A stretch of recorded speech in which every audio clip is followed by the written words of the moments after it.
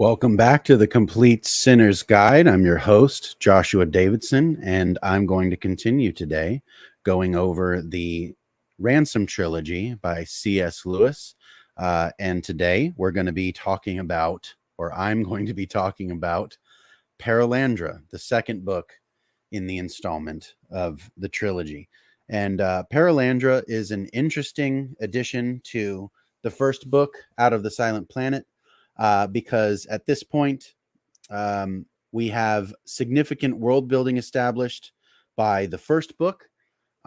We have really great character development in the main character Ransom from the first book as well. And at the end of the first book, we have a surprising addition of the character of Lewis himself, writing himself into the story as though it were true, and him participating in the story himself. And so the second book actually continues that same kind of development where Lewis is the first character introduced to the book, and he's very clever for writing himself into the book, I think, because what he's trying to do is, again, illustrate something about his worldview, let's say, where he's trying to include reality into a place like the place that he created for Ransom. This universe that he's built in the first book, this kind of expansive interplanetary relation that's going on between Ransom and the Malacandrians. He learns about the planetary guiding angels, the archons, as he calls them, of each planet, what they call the Oyarsa. And because he's established a relationship with the Oyarsa of Malacandra, Mars, he actually is, let's say, sort of inside. He's got inside knowledge in a really unique kind of way. And that's really where the second story picks up, is that Ransom learns that there's going to be something afoot, and that the Dark Eldil of our own planet, obviously in the Christian tradition, we would call him Satan. But in this book, he's just the bent one, he is apparently got some sort of plan up his sleeve where he's going to mess with not Mars this time, but instead Venus, or as Lewis calls it, Perelandra, the second planet. And so that's where this story is really going to develop a lot more of Ransom's character individually, especially with internal dialogue, as well as dialogue or internal monologue, as well as dialogue with a few other characters. There's a lot less characters in this book than there is in Out of the Silent Planet, but it's, I think, perhaps deeper as a story, though it's not quite as fast-paced and adventure style eventful. Let's say it's not boring by any stretch, because it's very very unique the way that he portrays Venus or Perelandra to be, as not only a landscape, but also the internal sensations and emotions that he's going through being in that place, at first alone, but this time not like on Malacandra, where he was kidnapped by some nefarious men, but instead he's taken of his own volition to Venus to avert whatever great danger the bent Eldil of our own planet is planning for that place. And he doesn't know what the danger is. He doesn't know what he's supposed to do when he gets there. He doesn't know what the people are going to be like.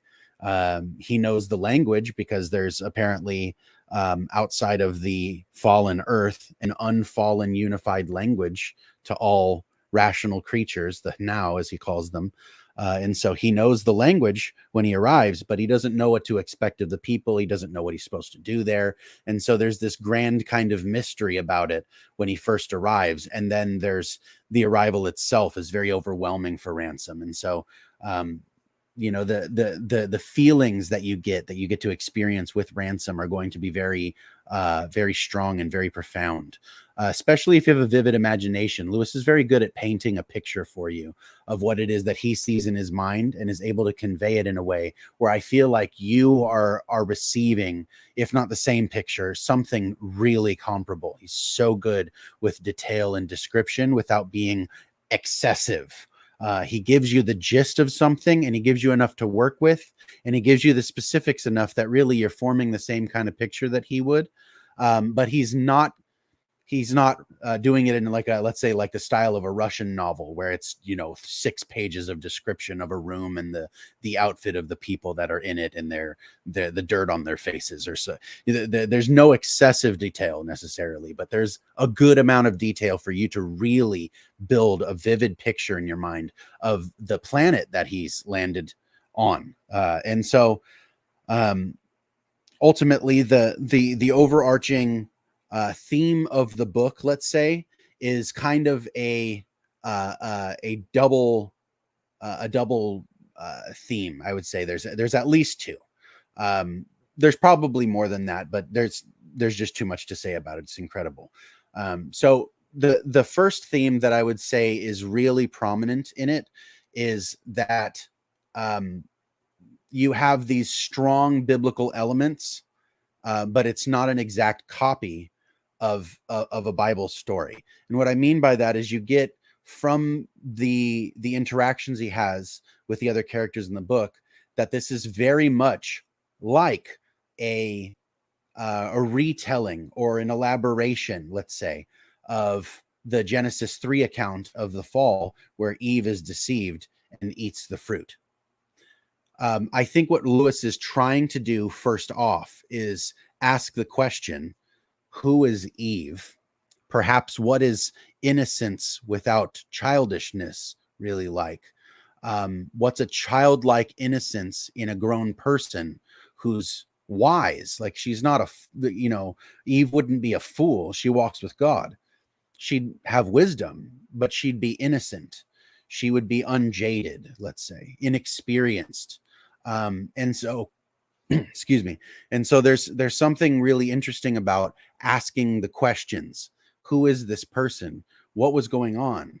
How in the world did the snake convince her to do something that was so overtly against what God had said? And also, what would the temptation have looked like beyond the immediate 3-line conversation that we seem to see in Genesis 3? What if she had resisted? How long would that go for? What would happen if she hadn't fallen and the serpent was overcome? What would the world be like? Perhaps what would the earth have inherited? Let's say, if we could bring the garden back and never have fallen, what would the earth have inherited in Adam and Eve if Eve hadn't have fallen into the temptation? I think that's the first theme. It's not an exact replica, so don't think that you know what's going to happen necessarily, but there's a strong element that makes it obvious that that's what he's drawing off of.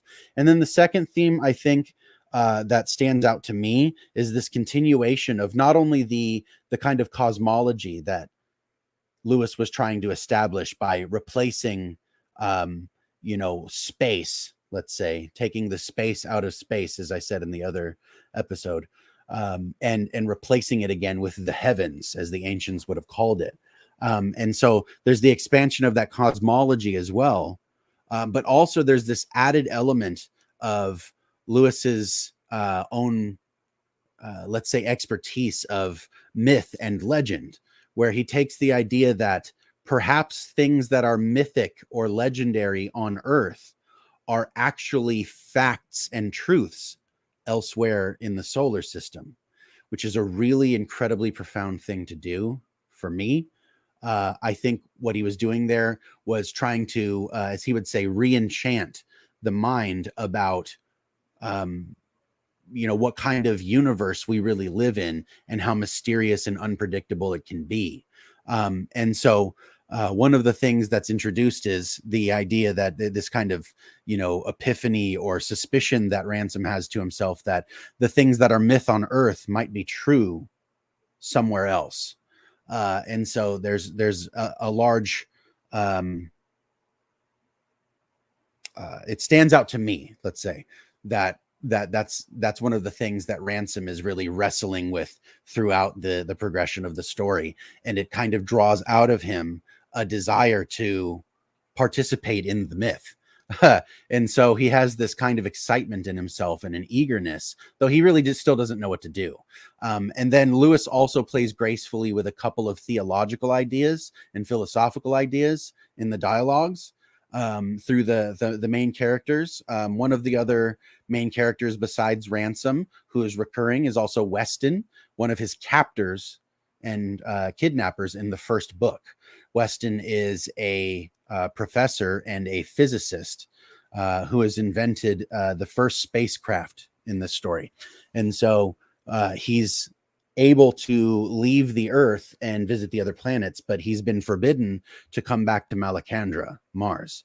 And so there's a kind of shift that happens, let's say, in Weston, where we meet almost an entirely new Weston in this book because of what happens between his return journey to Earth, and then he has a convalescence where, you know, he is, let's say, ill and mentally unstable because of the events of his journey in space and on Malacandra.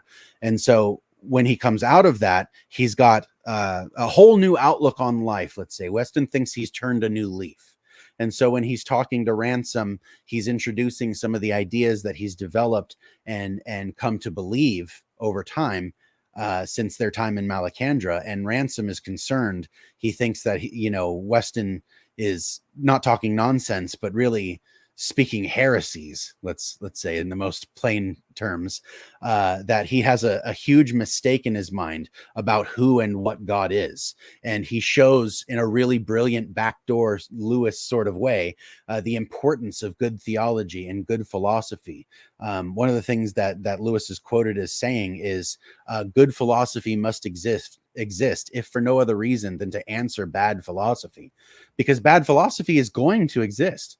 People are going to think, and it's not that. And he also says, it's important to know about God, because having no good ideas about God doesn't mean that you won't have ideas about God. They'll just be bad ideas.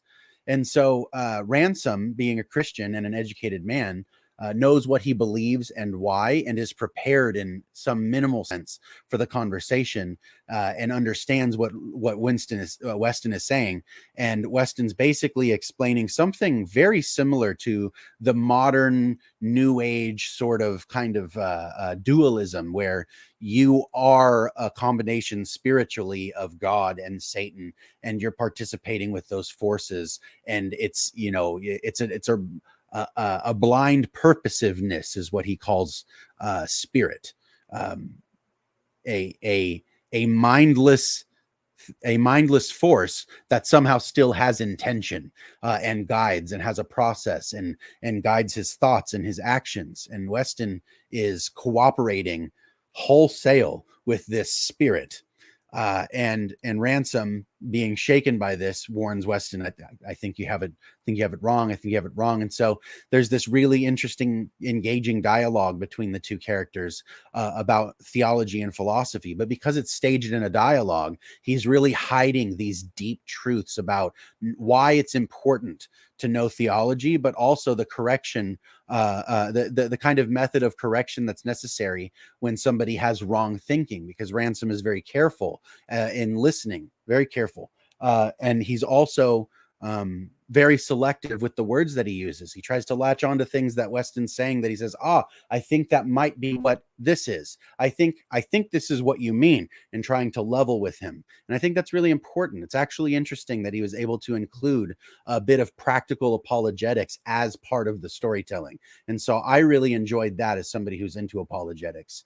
And also in the bulk of the book, you have the third main character, which is what Ransom comes to call the Green Lady, which is basically the Eve of Venus. She's the queen of the planet, and her and the king have not yet born children. they're alone. And somehow during their travels in the planet that they are king and queen of, they get separated. You'll find out how. I don't want to spoil some of the more incredible world building portions of the story, but they get separated, the king and queen, and she's looking for the king. And until she finds him, she's reliant almost completely on the word and input of Moleldil, who is God in this trilogy, this world building that Lewis has. He's, as I said in the last video, he's renamed a lot of principles, but he keeps a lot of the same Christian elements that we would believe are true about, you know, the biblical account. But he's again renamed some of the like the angels, you know, archangels, things like that. They have a different name, but it's basically the same principle. That basically the same beings, but they're very appropriate for the world that he's building here. And so Moleldil is the name of God in this universe, and the Green Lady is reliant almost completely on the input of Moleldil to inform her, because she's, as the account of Genesis 3 would say, is walking in the cool of the day with the Lord. She's in the garden. She's in innocence. She has an unbroken communion, excuse me, with God himself. And this actually, in some sense, disturbs Ransom quite a bit when he has his first taste of her speaking with God in front of him, and God speaking back to her, and her knowing things that she could not have otherwise known. God literally told her. And so it's a very numinous, frightening, uncanny kind of experience that Ransom has, and the world seems to change as he notices the overt presence of God there. And I think that was another really cool addition to his experience, that I think I've had a shared experience in the times when I've had interactions with people where either myself or them were able to know or understand something that they couldn't have possibly known or guessed, but they were right about. And that is an uncanny experience. And I don't know if you've had that experience, but I've had that experience, and it is a little eerie. And so I identified closely with that experience of Ransom's. But beyond her communication with Moleldil, she meets Ransom, and she meets Weston, and this new Weston. And there's a lot of dialogue, but she doesn't have any point of reference for anybody from Earth, human ethics, or our history, or any of those things, other than what Moleldil has told her. And so she thinks, you know, that both Weston and Ransom are, you know, equally good representatives of mankind, and has no point of reference to know good or evil, or a suspicious looking character in her inexperience and innocence. And so she listens carefully, and even almost without thought believes everything that she's being told by both of these characters, which is it has its own detriments, being naive and just simply trusting whoever with whatever. And we have that experience here. And it's something that almost in a really, it's like learning the hard way, you know, to not realize that your trust is expensive, and that if you naively believe somebody and then they end up hurting you, what that can do to your ability to trust. And so I think that was another really interesting play on relationship and emotion that he does in this book. Another thing that I really, really, really liked is that there's so many deep symbolic references to scriptural themes and elements throughout the story, but especially in the second half of the story, when something like a combat ensues. There's a conflict between the ideas the entire story, but it kind of comes to a head later on in the story between Ransom and Weston.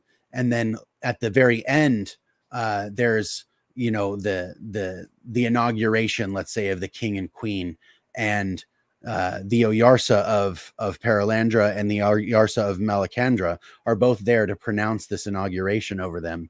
And in that scene, there is what I've come to understand as the blessing. There's just this beautiful, like it's almost like a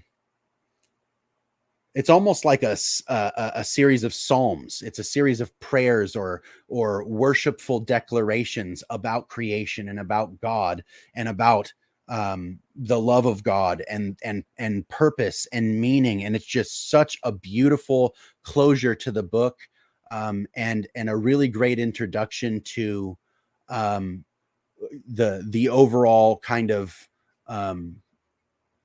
like the theology of this world. Since it has a God and God is personal, it's relevant to know what kind of person he is. And Lewis does a masterful job in that blessing scene, painting the picture of the image of God, the purpose of creation, the value of life and non-life in the universe. You know, the person and attributes of God in that world. There's so many things in that. I don't want to spoil anything, so I'm trying to be vague, and I hope that's not unhelpful. But there's so much that he gets to in just that one section that it makes the entire rest of the book that much richer.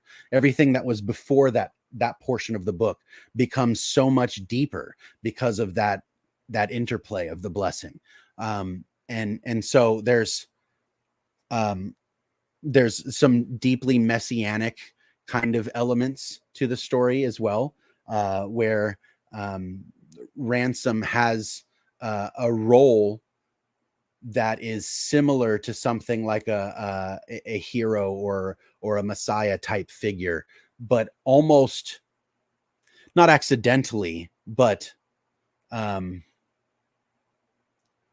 maybe accidentally. Not that it was unpurposed or undesigned, but that it could have been otherwise, philosophically. Like, it wasn't essential that he had to be some kind of a hero. He could have failed and God would have won anyway because he's God. But there's something to be said about the necessity of our own participation in the story. And I think that that's a big deal to Lewis, is showing the reader that even the normal person, the average Joe, Ransom's not like a heroic type. He's a philologist and a scholar. He's not even an athlete. And so the fact that he become like a hero is similar to the way that Tolkien uses hobbits to be the heroes. So unlikely, but it's really a call to adventure and courage to the average person, which is really who's going to be reading the book. And so it's a call to you personally, me personally, to be the hero, to participate and be in that role, to willfully undergo the responsibility and obligation of doing the right thing, even when it seems like the right thing is dangerous and stupid. It's really about having the faith to step forward when you can't see the next step. And so it's a really incredibly engaging read. It's a really beautiful world building experience again, but it's especially deep. It's especially deep. The first book is really fast paced and adventurous, but this book really hammers home the kind of goodness that is in the universe if you would only participate with it and embody it yourself as well. And then you can see it. I think that that's probably one of the things that's most heartwarming about the story, is that good is really a thing. There's a lot of stories out now, TV, movies, things like that, where the story doesn't really have a good guy. It doesn't have like a hero. It has a series of anti-heroes, and everybody is part villain. And so I think that there's something really incredible with the way that Lewis is able to build a world in which life is still complex, the story still has its hard parts, things still can go wrong, they can be fixed maybe. You gotta try, you gotta move forward, you have to engage. Without your participation, things can really fall apart, and so something really does depend upon you. I think that that's so right. I think that's so beautiful. And I think that you should pick up this book, you should read it, and you should allow this to speak to your heart the way that it's spoken to mine. And I hope that I've been able to give you a reason to do so. Again, this is the second book of the trilogy, the Space Trilogy or the Ransom Trilogy by C.S. Lewis. The book is called Perelandra. There's a link for the book in the description below. Leave me a comment. Let me know if you read the first book, Out of the Silent Planet. What did you think of it? If you've read the second book, Perelandra, what did you think of it? Let me know if you're going to buy the book. I'm really excited about this series, and I expect good things.